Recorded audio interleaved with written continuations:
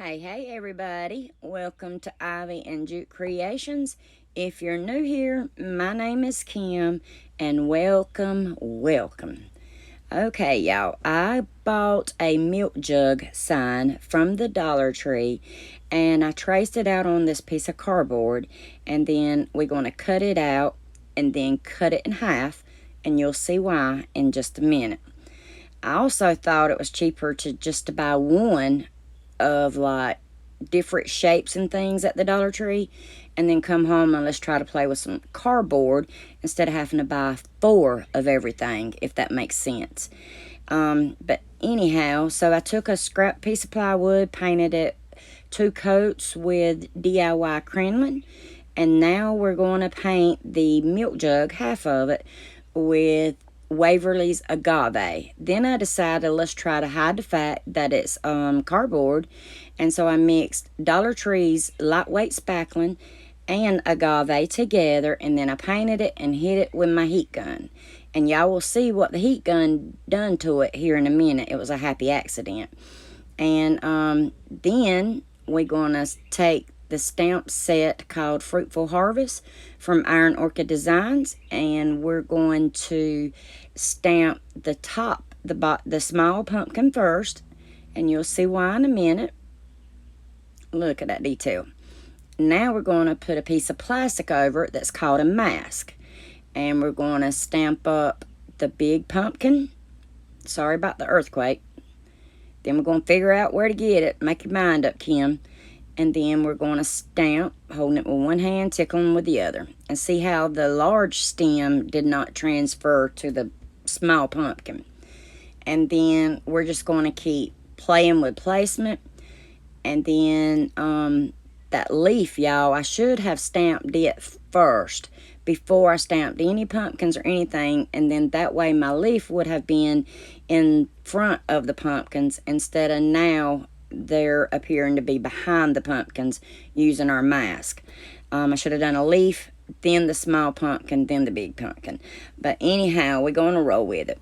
And y'all, I just want to let y'all know that I apologize about in my last video, that voiceover. It was not my finest hour, and I was really discouraged. And I even went to bed that night, turned my phone off, and was ready to give YouTube and crafting up all together. And I turned my phone off because I was scared I was going to receive a bunch of hate comments. And then I woke up the next morning and realized, like, wow, something feels different. No, I'm not giving up crafting. No, I'm not giving up YouTube.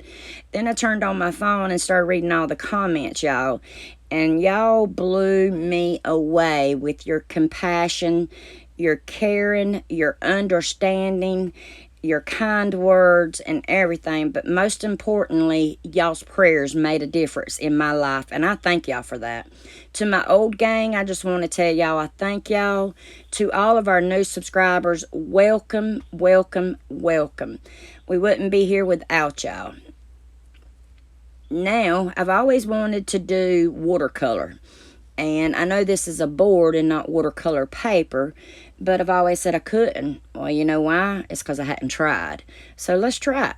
So I took this little condiment cup, squirt some water in it, then I stuck my paintbrush down in Waverly's pumpkin, and then dipped it down in that water and made just a really watery paint. And as you can see, it's real light, and I'm just moving the water around. Then as you see the pumpkins start getting darker, it's because I've dipped my brush back into the paint container and then transferred it to the watery condiment cup. And so now it's getting a little bit darker on me, and I'm liking it. And then we're just going to keep painting, and then like you see how others paint pumpkins, like doing the little parentheses is what they're called, I think. Just painting down in that direction. Then we're going to take Waverly's hazelnut, and we're going to paint the wheat here. And I'm turning my brush to the side so I can get those little lines, just adding some color there so it's not just black. Then I'm going to take celery from Waverly, and I didn't like it. It wasn't showing up bright enough. So I swapped over to DIY's Aviary, the color Aviary. And I'm just moving that water around. And then I figured out another technique. Just barely put your brush in the lid, then dip it in some water. I got me another condiment cup, and I dunked it one time and wiped the excess off the side of the cup. And y'all will see in a minute what it does to the pumpkins. And here I'm just doing that same method, going back over the wheat and the stem of my pumpkin. And here I think I changed over to Waverly's Antique Wax for the wheat and the stem. Now here we want to add some dimension to our pumpkins. I say that like I know what I'm talking about, but really and truly I don't. But now I'm using DIY's color Queen Bee. It's a yellow color. That way we can, instead of it just being flat with one color, we want to add a little bit of color and dimension to it. Then it felt like it was getting too yellow on me, so I went back to the pumpkin, barely dipped my brush in the lid, then dunked it in water, wiped the excess off the side of the cup, and then began painting. And I just kept doing that, and I think that was a little bit better than the very first cup I had made, where it was way too watery. And then going over the veins of the leaf and all that. And if you would like to order any IOD products, you can go to cottlegun.com, enter the code ivyandjute for 10% off of your order. Now we'll go back to the paint can. Paint can. No, not paint can. Milk can, y'all. And I cleared it with liquid patina, and then went over it with DIY clear wax. That way, when I put on my dark wax like I'm doing now, it'll wipe away more easily. And y'all see all the bubbles on the can? That had to be from the lightweight spackle and paint and my heat gun, because it's like when I'd hold the heat gun close, it would like bubble up. And so that was a happy accident. So y'all try that. But right here, I'm just trying to get that wax to settle down in all that texture that we created. And I just keep going back and forth, working with it. It also, you can follow me on Instagram and TikTok. And if you would like to support the channel, my Buy Me a Coffee link will be down in the description box. But please know it's not required.